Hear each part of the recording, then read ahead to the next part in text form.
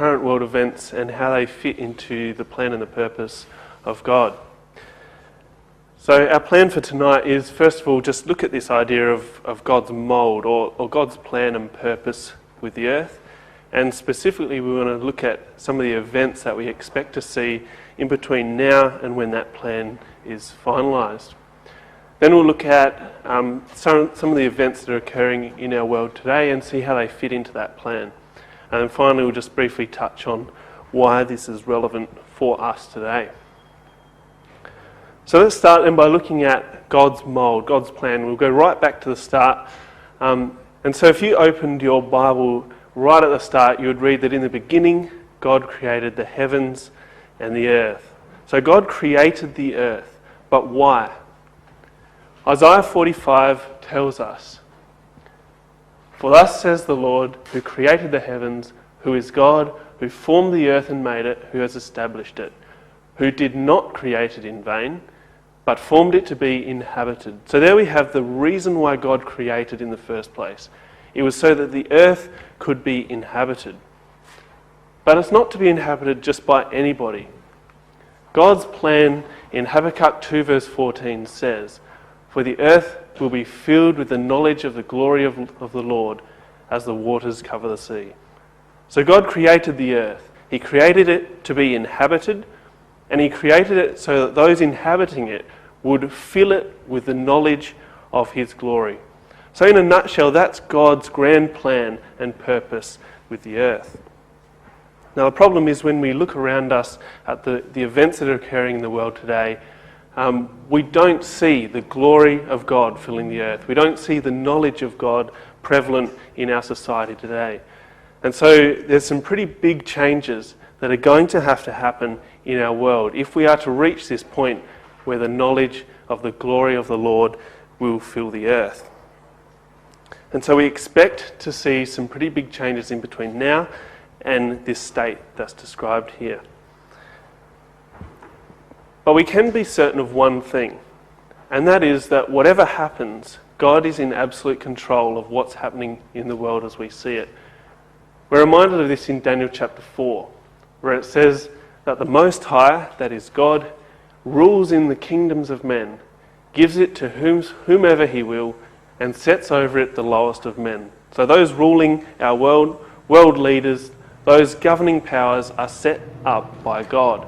And it's confirmed for us in Romans 13. "Let every soul be subject to governing authorities." Why? "For there is no authority except from God, and the authorities that exist are appointed by God." So it means those world leaders, the authorities, the governing powers that make those decisions, God is controlling them so that His will is achieved. Now that doesn't mean necessarily that whoever is in power is the right person or the best person for that role. And it certainly doesn't mean that their decisions are morally correct and endorsed by God. But God is setting people up so that His will be done, so that they'll act in a certain way and the right people will be interacting so that His will is achieved in the earth.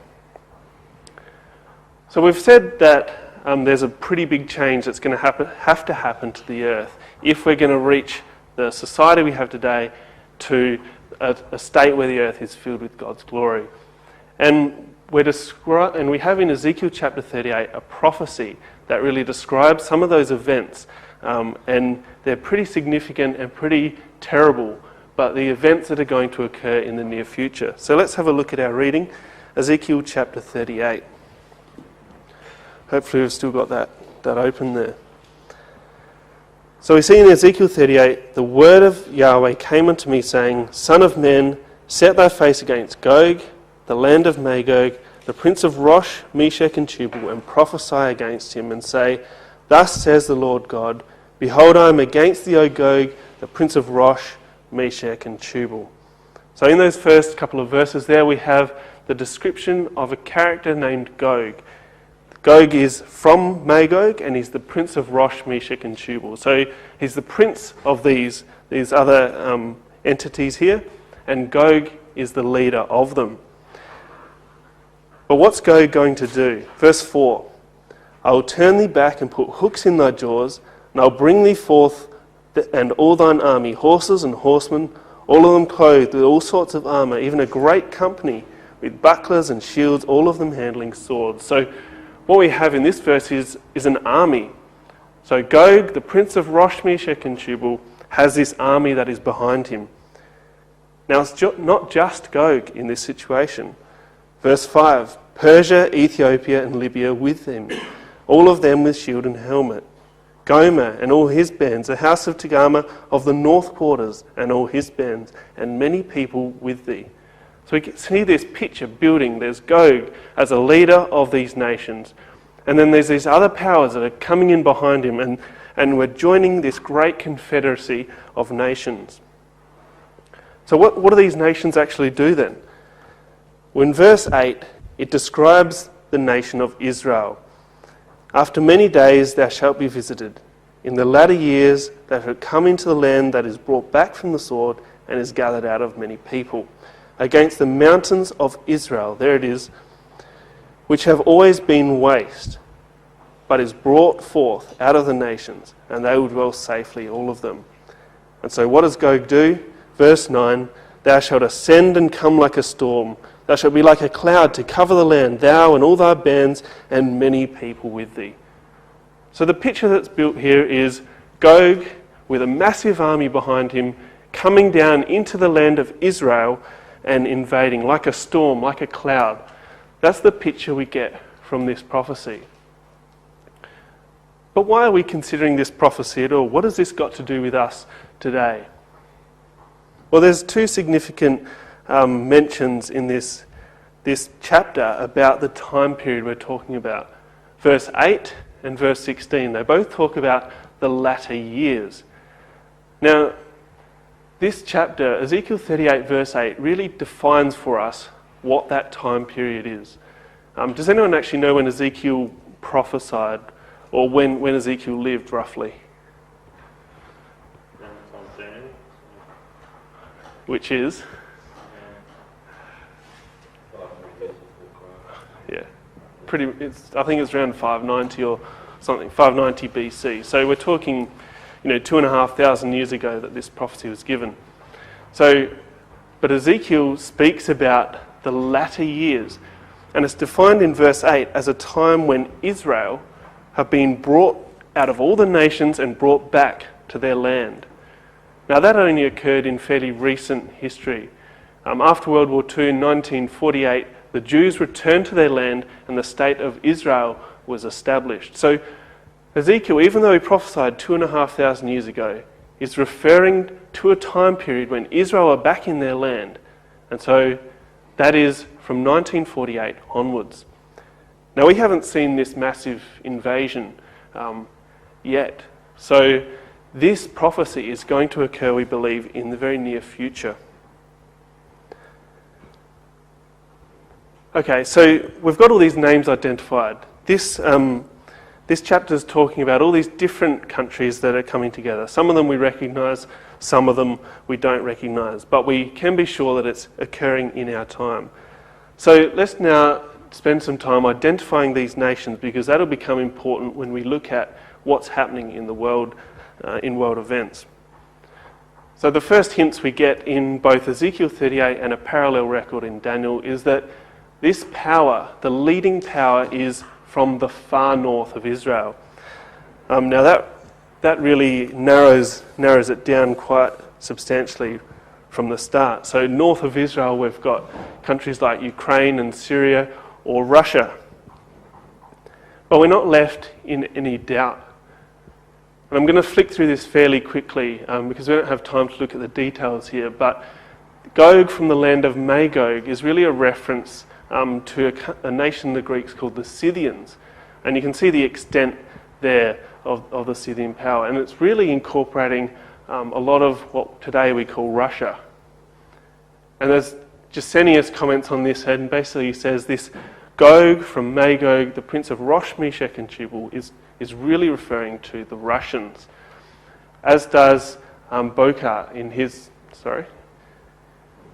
his book here. He basically says Ross, the name we read, is the most ancient name under which history talks about Russia. So we can be fairly certain that what we're talking about here is a Russian-led invasion that comes down into Israel. And that's the regions we're talking about. When we're talking about this Gog, which is really the leader from Russia. Persia, Ethiopia and Libya, they're a little bit easier to identify because they're names we're more familiar with. Persia being Iran and Libya and Ethiopia with the names we recognise today. And some of those regions are probably a little bit broader than the clearly defined boundaries that we have today, if you're wondering about the shading there. There's also Togarmah and Gomer that are mentioned in verse 6. Now Togarmah has links to modern day Turkey. And when we look at Gomer, it's a little bit more difficult to pinpoint exactly, but the Cimmerians were originally driven down by the Scythians, and they spread out across Europe. And they're also known as the Gauls or the Celts or the Galati. And they spread and really encompassed much of Europe. So identifying Gomer really as the European powers. So if we put that picture together, we have this great confederacy of nations under the leadership of Russia coming down and invading Israel. There is some opposition though, and we didn't read it in our reading tonight, but in verse 13 we have Sheba, Dedan, the merchants of Tarshish, and the young lions, which are really, when this invasion occurs, they kind of put up this protest and say, what are you doing? Why are you coming here? And identifying these nations, we've got Sheba and Dedan in the Arabian Peninsula, the Gulf states, and we've got Tarshish identified as Great Britain, and there's quite a lot of evidence to suggest that Britain is what is being referred to when it mentions Tarshish. Now the young lions we identify as the Commonwealth states. They came out of Great Britain, and so we've got Canada, New Zealand, Australia, as well as America, most likely, who are a strong ally with Britain. So that's I guess the big picture that we can see. I probably won't spend too much time on this. This is really just the sequence of events of the invasion itself. So we've got this force coming down into Turkey, down into Israel, and that's when we get this protest. They continue into Egypt, and now the Allies react and gather at Jerusalem, and there's this great battle at Jerusalem in which Gog is victorious, and then that's when Christ intervenes. And so there's this picture of this massive conflict, but finally Christ intervenes, and Christ defeats Gog and his forces. And that's when a new world order can finally be established. And it takes that shaking of the world to bring that about. So that's our picture from Ezekiel 38 of two kind of sides of this conflict. And we'll refer back to this map because what we're seeing in the nations at the moment is really interesting in relation to what Bible prophecy says will happen. So now let's look at some of the current events that are occurring at the moment in our world. And I'd have to mention at this point that I've got quite a lot of material from Andy Walton, who does the weekly World Watch. If you know what that is and you read it, then you probably know half of what's coming here. If you don't, it's probably something that you could look into because it's very interesting. You can subscribe and get weekly or updates every week or so on current events that fit in with Bible prophecy. But the first thing I want to talk about is Libya. Now, you probably remember back, it was quite some years ago now, when there was the conflict in Libya and there was the rebellion against Gaddafi, the leader at the time. And that conflict has been going on ever since.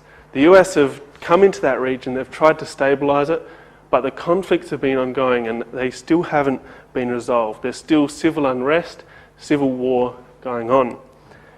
But the interesting thing from Bible prophecy point of view is that all of a sudden Russia are starting to come in and influence this area.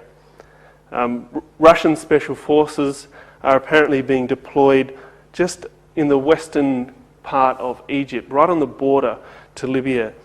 And the purpose they're saying is quite clear, that they're going to send these forces into Libya to assist this Libyan commander Haftar, who is leading one side of the civil unrest that's going on there. And the idea is to come in and really take control of what's going on in Libya. And I think, and there's a quote here which really links what Russia is doing to what's happening in Libya, and it says, "I think it's common knowledge, certainly in open press, the Russians and their desire to influence activities inside in Libya. The Russian and Haftar, I think the linkage is undeniable at this point in time." So there's a link there, but we might say, well, so what? Why does it matter if Russia are coming in and influencing what's happening in Libya? Well, that's not how the US see it. They see it as Russia coming in and basically undermining NATO and US influence in the Middle East. General Joseph Votel said, "In my view, they are trying to increase their influence in this critical part of the globe, in the Middle East. And they're taking advantage of basically the unrest that's happening to kind of seize control of this area, because whoever takes control of this area really controls the government of Libya." So after 5 years, the strife's still going on, but now Russia are becoming involved, and it'll be interesting to see what happens. Because if we come back to our map here, there's Libya, and we expect to see Libya aligning with Russia. So it's very interesting that Russia are now on the doorstep and trying to influence the government, really, of Libya. The next country I want to have a look at is Estonia. And this has come up just in the last week or so because the British troops are now deploying a whole lot of reinforcements into this area in Estonia. They've already sent 120 of their soldiers into the area, and in April this month they're going to send up to 800 different troops, and that includes I think it's 300 military vehicle or military equipment, including their battle tanks and artillery. So there's quite a lot of activity in this area. Apparently this is the largest kind of deployment they've done to Eastern Europe in the last, or in decades, this paper goes on to say. But I guess the background to this issue in Estonia is actually halfway through last year. In 2016, in July, NATO got together and they were very concerned about what Russia was doing. And this is not long after the incident in Ukraine, where Russia took control of Ukraine. And so they got together and they wanted to increase their military presence along the borders of Russia. And they agreed to the largest reinforcement in Estonia, Latvia, Lithuania and Poland since the Cold War. So there's some movement happening here.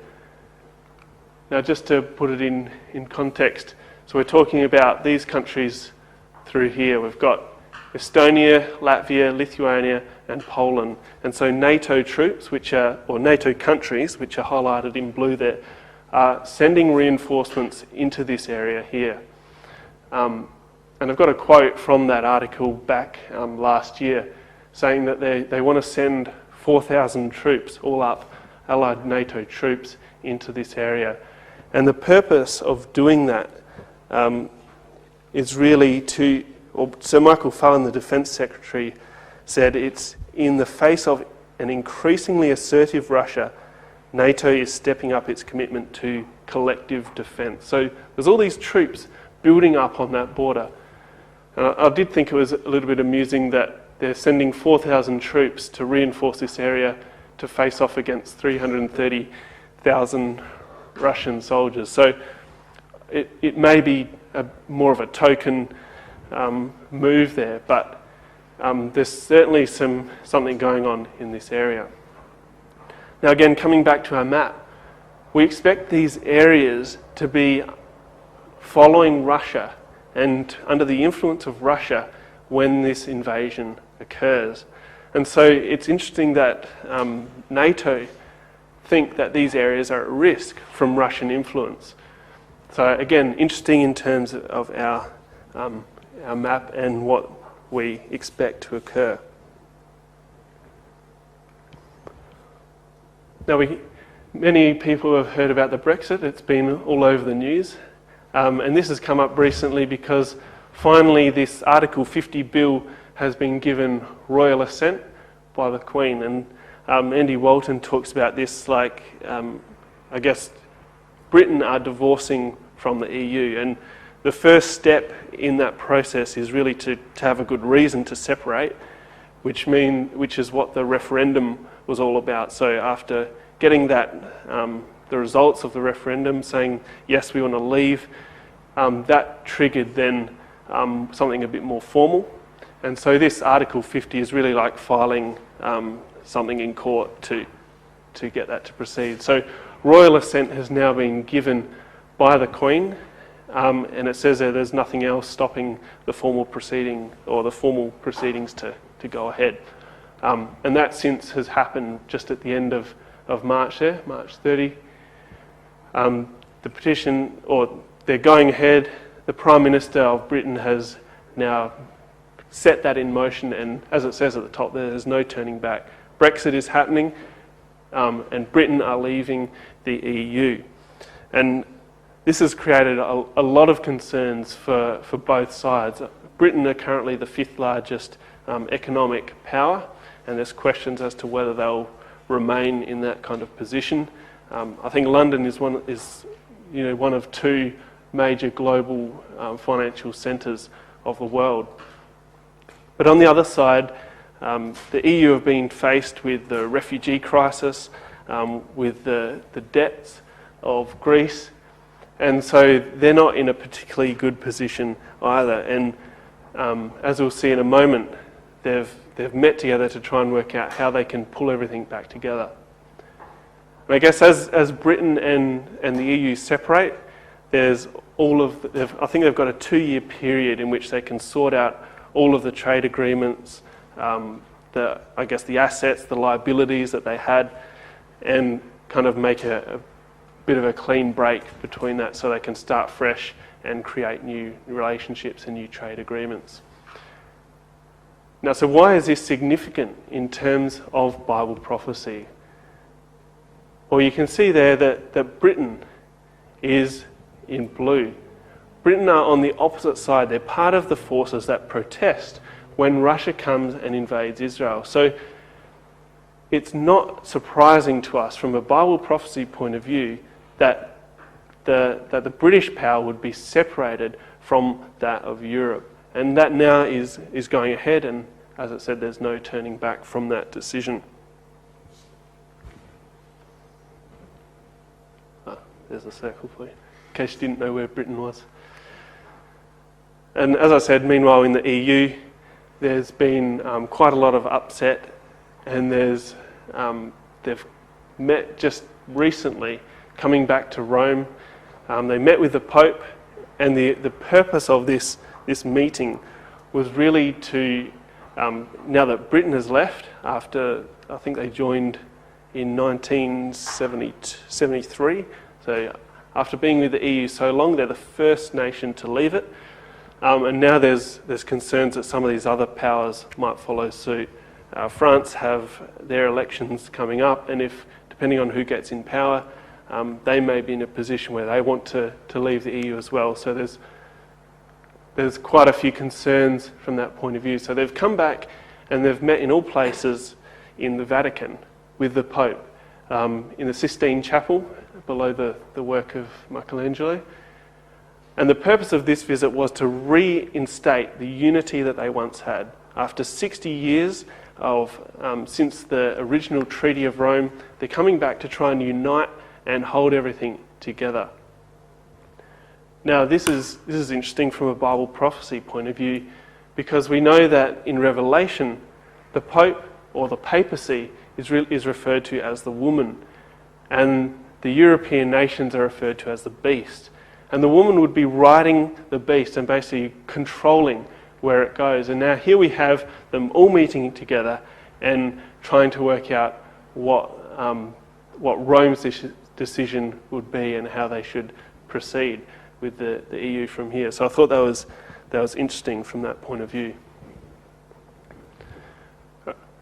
We can't talk about current events without mentioning everyone's favourite character, and that is Donald Trump. So there's many things we could talk about, but as a candidate, Trump was pushing his opinion that they should seek friendlier relationships with Russia. And from our picture we've seen tonight, we expect to see the US and Russia on different sides of the final invasion. So coming together and bringing closer relations between Russia and US is not what we'd expect from Bible prophecy. But it seems like that was short-lived because, as the headline says, the honeymoon's over, and now all these problems are coming in, and the relations between Russia and the US are not looking as good as they could have. And so there's these, in particular at the moment, there's these questions about the US presidential elections and whether or not Russia hacked into the results there and affected it somehow in favour of Trump. And there's been some repercussions from that on both sides. There's also an event in Iraq where civilians were killed in an airstrike from Russia, and America have condemned that action. There was also anti-corruption demonstrations in Russia led by Putin critics, and the way Russia dealt with that and in detaining those people has been criticised by the US. So these arguments are starting to come up again, and the relations are not looking as good as they might have looked a few months ago. Now this spokesman from Russia has actually come out and said that the Russia-US relations may be even worse than the Cold War. So despite Donald Trump, it seems that the relations between these two countries are not getting better, and in fact are getting worse. And again, this is all about the arguments over the presidential elections, America's reaction in expelling some of those Russians that were involved or allegedly involved, and putting sanctions on different countries, including some Russian companies operating in Syria. Now finally, the last thing I want to look at is the Russian military build-up that's occurring at the moment. And you can see this is just in the middle of last month. So Russia, as it says, launched an unprecedented army drill in the Crimea area. Now that's the Crimean Peninsula that they took in 2014.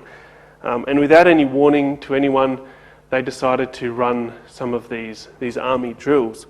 And apparently this is the largest, or the first time the Russian army has engaged three large airborne units and simultaneously run these army drills.